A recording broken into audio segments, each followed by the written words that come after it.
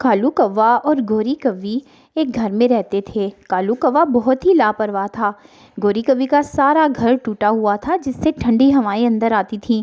گوری کوی نے انڈے دینے تھے۔ اس نے کالو کوے سے کہا، کالو جی، ہمارا گھر بہت ہی کھلا ہے، ساری جگہ سے ٹوٹا ہوا ہے جس کی وجہ سے ٹھنڈی ہوائیں اندر آتی ہیں، آپ اس کو ٹھیک کر دو، میں نے انڈے دینے ہیں، یہ نہ ہو کہ ہمارے انڈے خراب ہو جائیں۔ کالو کوے نے کہا، ارے ابھی کوئی ایسا موسم نہیں ہے، جب ٹھنڈی ہواؤں اور بارشوں کا موسم ہوگا تب میں دیکھ لوں گا، ابھی تو مجھے بہت سخت نیند آ رہی ہے۔ اور یہ کہہ کر وہ سو گیا۔ گوری کوی بیچاری رونے لگی۔ کالو کوا ایسا ہی تھا، وہ بالکل بھی گوری کوی کا خیال نہیں رکھتا تھا اور گوری کوی بیچاری اپنے لیے خود ہی کرتی رہتی تھی جو بھی کرنا ہوتا تھا۔ کالو کوی کی تو عادت تھی، وہ ادھر ادھر گھومتا رہتا اور پھلوں سے اپنا پیٹ بھر لیتا اور ہر جگہ کھا پی کر وہیں پر سو رہتا۔ کبھی کبھی تو وہ گھر بھی نہیں آتا تھا، جہاں دل کرتا تھا وہاں سو جاتا تھا اور اس کو گوری کا بالکل بھی خیال نہیں تھا۔ گوری کوی اس وجہ سے بہت پریشان تھی۔ گوری کوی نے سوچا کہ وہ خود ہی جا کر گھر کو ٹھیک کرنے کے لیے سوکھی گھاس لے آتی ہے، اور وہ بیچاری سوکھی گھاس لینے نکل گئی۔ جیسے ہی اس نے سوکھی گھاس اکٹھی کی تو بہت ہی تیز بارش شروع ہو گئی۔ گوری بیچاری بہت پریشان ہو گئی اور اس نے سوچا، میں کب تک یوں رہوں گی۔ اس نے ایک انڈا بھی دے دیا تھا جو کہ اس کے گھر میں ہی موجود تھا۔ اس کو اس انڈے کی بھی بہت فکر تھی۔ وہ سوچ رہی تھی کہ کہیں اس کا انڈا خراب نہ ہو جائے۔ اب اس نے سوچا کہ اس کو جلد از جلد گھر جانا چاہیے، بارش تو رکنے کا نام نہیں لے رہی ہے۔ یہ سوچ کر گوری کوی نے اڑنا شروع کر دیا۔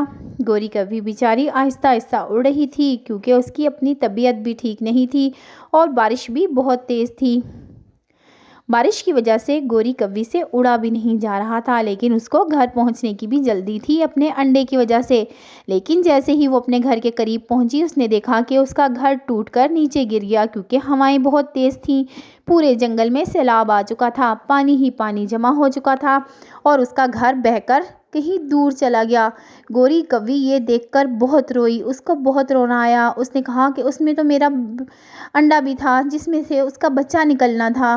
گوری بہت پریشان ہوئی، اتنا روئی کہ رو رو کر وہ اس درخت پر ہی بے ہوش ہو گئی جس پر وہ بیٹھ کے رو رہی تھی، کیونکہ پورے جنگل میں پانی تھا، نیچے تو کچھ بھی نہیں تھا پانی کے علاوہ، اور بارش بھی بہت تیز تھی۔ پھر جیسے ہی بارش رکی تو ٹونی چڑیا آئی جو کہ اس کے پڑوس میں رہتی تھی۔ اس نے دیکھا کہ گوری کوی بے ہوش ہو چکی ہے۔ اس نے اس کو بہت ہلایا، بہت بلایا، گوری کوی اٹھو اٹھو، یہاں پر کیوں بے ہوش ہو، کیا ہوا ہے تمہیں؟ لیکن اس کو بالکل بھی ہوش نہیں تھی۔ پھر ٹونی نے دیکھا کہ اس کا گھر وہاں نہیں ہے۔ ٹونی کو پتہ چل گیا کہ اس کا گھر ٹوٹ کر بہہ گیا ہے۔ ٹونی نے گوری کوی کو اپنے کندھے پہ اٹھایا اور بہت مشکلوں سے اپنے گھر میں لے آئی۔ گھر میں لانے کے بعد اس نے گوری کوی سے پوچھا کہ کیا ہوا ہے، تو گوری بہت روئی۔ گوری نے روتے ہوئے اس کو ساری بات بتا دی۔ ٹونی نے کہا، گوری بہن، تمہیں پریشان ہونے کی ضرورت نہیں ہے، تم میرے گھر رہو، یہ تمہاری بہن کا گھر ہے، جس چیز کی ضرورت ہوگی میں پوری کروں گی۔ مجھے پتا ہے کالو بھیا تمہارا بالکل خیال نہیں رکھتے تھے۔ ٹونی کی ایک بیٹی تھی اور پھر کالو کوے کا اور گوری کوی کا انڈا بہتا ہوا ایک جگہ پر جا کر رک گیا کیونکہ وہ پانی میں بہہ گیا تھا اور وہاں پر پڑا رہا۔ کچھ دنوں کے بعد وہ انڈا ٹوٹ گیا اور اس میں سے ایک بچہ نکل آیا جو کہ گوری کوی کا بیٹا تھا۔ وہ وہیں پر رہنے لگا اور پھل کھا کر اپنی بھوک ختم کرنے لگا۔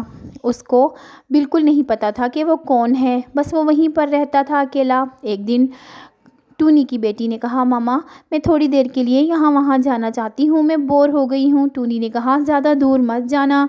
تو ٹونی کی بیٹی نے کہا، ماما، میں بس وہ ندی تک جاؤں گی کیونکہ مجھے وہاں بہت اچھا لگتا ہے، میں وہاں کبھی گئی نہیں، بس دور سے دیکھا۔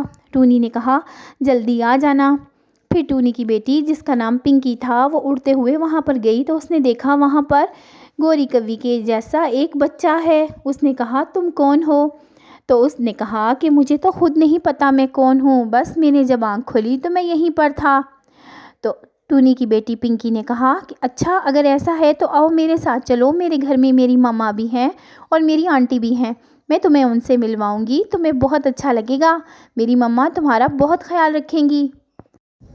یہ سن کر وہ کوا اس پنکی کے ساتھ اس کے گھر آ گیا اور جیسے ہی گوری نے اسے دیکھا وہ پہچان گئی کہ یہ تو اسی کا بیٹا ہے اور اس نے گلے لگا کر خوب پیار کیا، کیونکہ اسے پتہ چل گیا تھا کہ وہ ندی کے کنارے ہی آنکھ کھولی ہے اس نے، وہیں پر اس کا ٹوٹا ہوا انڈا بھی تھا اور اس نے کہا کہ میں نے اپنے بیٹے کو پہچان لیا ہے۔ اس کا بیٹا بھی بہت خوش تھا، اس نے اس کا نام راجو رکھا اور اس نے پنکی کا شکریہ ادا کیا اور کہا پنکی بیٹا تم نے تو میری اتنی بڑی خواہش پوری کر دی، میں ہر وقت روتی رہتی تھی کہ پتہ نہیں میرا انڈا کہاں چلا گیا اور اس میں میرے بچے کا کیا ہوا ہوگا۔ تو پیارے بچوں، یہ تھی ایک پیاری سی کہانی۔ اگر آپ کو یہ کہانی ذرا سی بھی اچھی لگی ہے تو ابھی لائک کر دیں اور ہمارے چینل کو سبسکرائب کر لیں تاکہ ہماری جب بھی ویڈیو اپلوڈ ہو آپ کو ملتی رہے۔